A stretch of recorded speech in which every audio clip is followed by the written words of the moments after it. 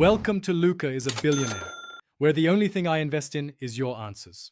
You start by preparing the car and phone. Unlock the Dzire and power on the infotainment system. Set source to Bluetooth or Android Auto. On your phone, enable Bluetooth, Wi-Fi, and location services because Android Auto negotiates permissions. If you plan a wired connection, plug a data-capable USB cable into the phone. Note, many charging cables do not carry data.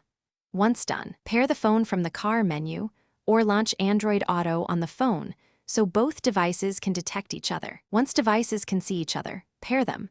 Select the Dzire unit on your phone and confirm the matching PIN on the car display. After pairing, you must grant Android Auto permissions for contacts, media, and notifications so audio and control work correctly. If using wireless Android Auto, follow on-screen prompts to enable hotspot or Wi-Fi pairing. Make sure YouTube is allowed to play audio through external devices. Then set the phone's media output to the car so sound routes to the Dzire speakers.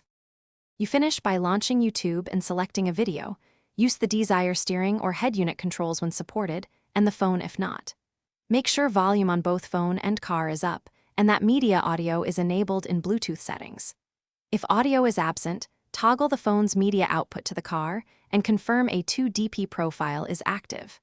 If connection fails, reboot the phone and the head unit, try a different USB port or data cable, and repair. This resolves most issues quickly. Thanks for watching and please subscribe. It's the best investment you'll ever make.